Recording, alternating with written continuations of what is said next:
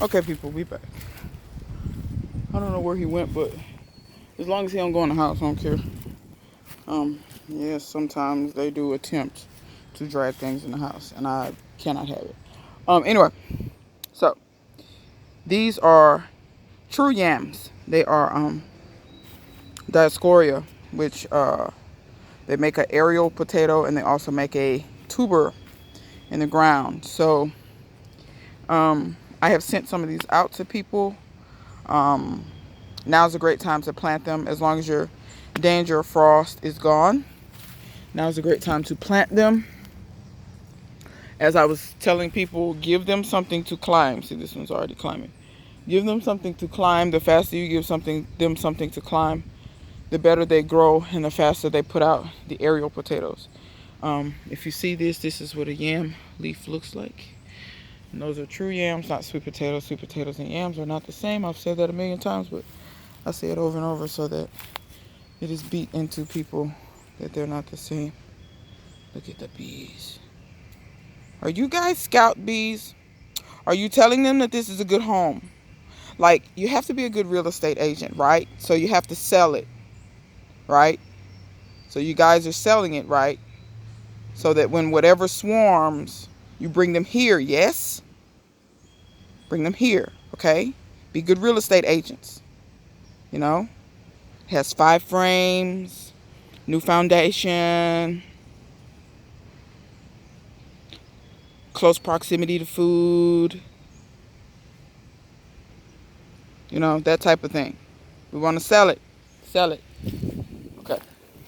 So I want to show you over here that the potatoes I planted in here are coming up. See, here's one, here's another one, here's several here. See? So the potatoes are coming up.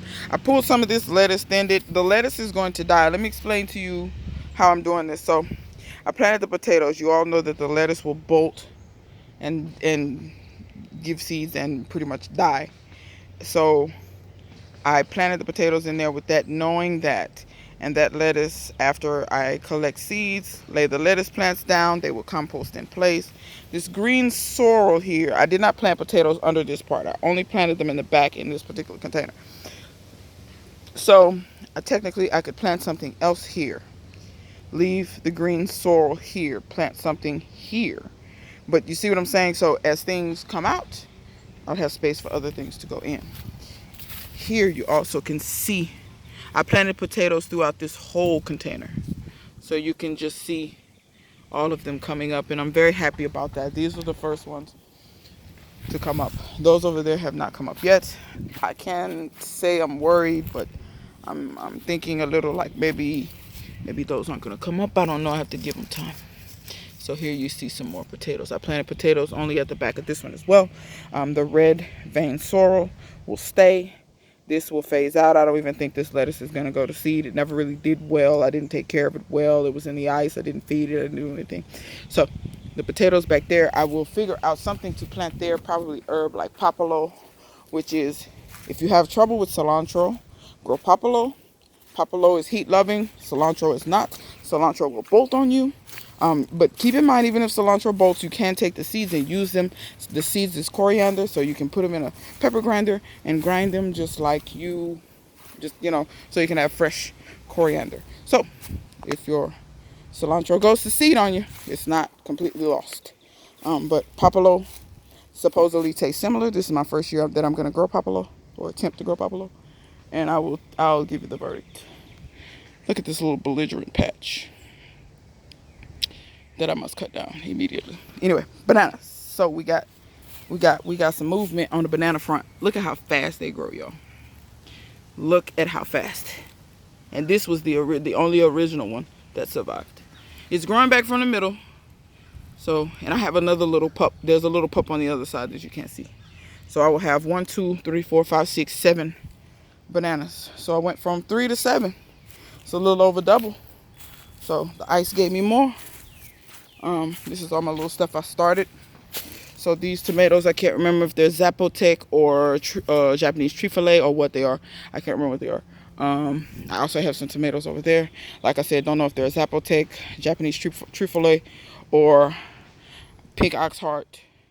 I know I have those. I have some volunteers in the front. I have a volunteer black cherry, and I have a volunteer, I'm almost positive it's the Everglade tomato volunteer. I have one lone pepper that has sprouted in the middle of that. None of my scotch bonnets have come up. These were random peppers that I saved from the grocery store that came up fabulously.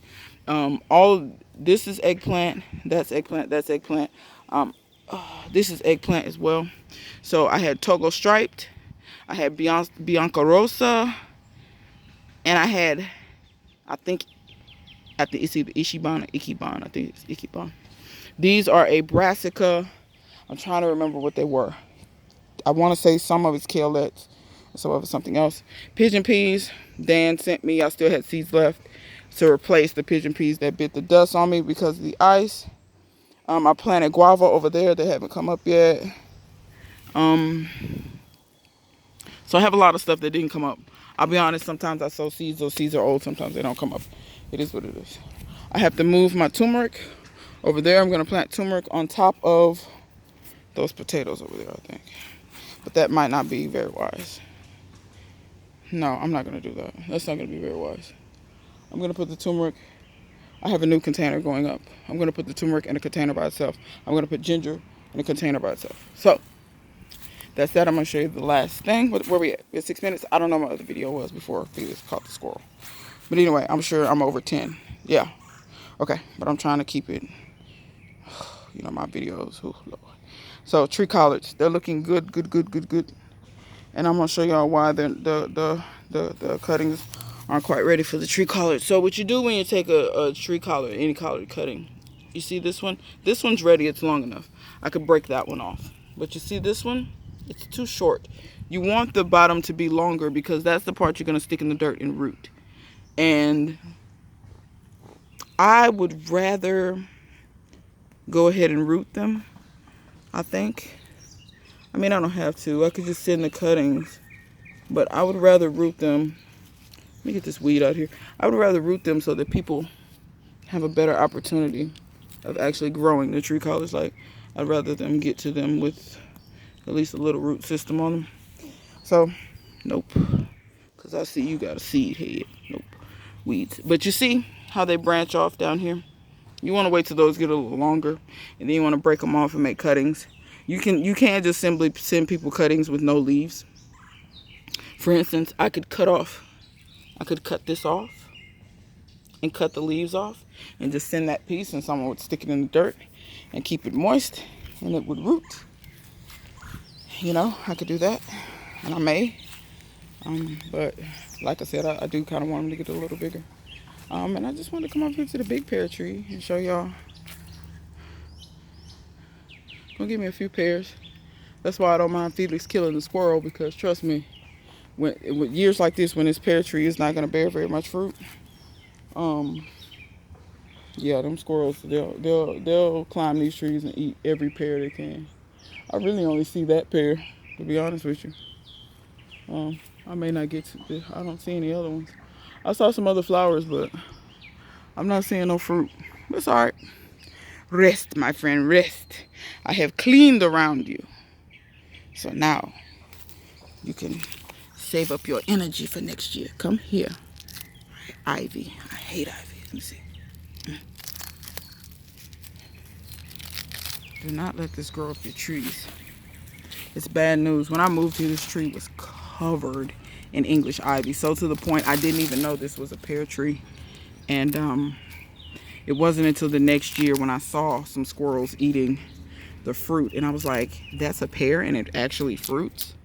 So now I don't let I try my best to keep the ivy. You can see it got away from me a little bit. But I did cut it at the bottom, which is why these leaves are now drooping. But you can just see stuff just, it's relentless. Ask Bull about English ivy and see once you make a Christian cuss. Because this stuff is for the birds. But anyhow, believe it or not, that's a pecan tree. But I think it's halfway dead. But anyway, so till next time, be in the really old pear tree. See you guys later.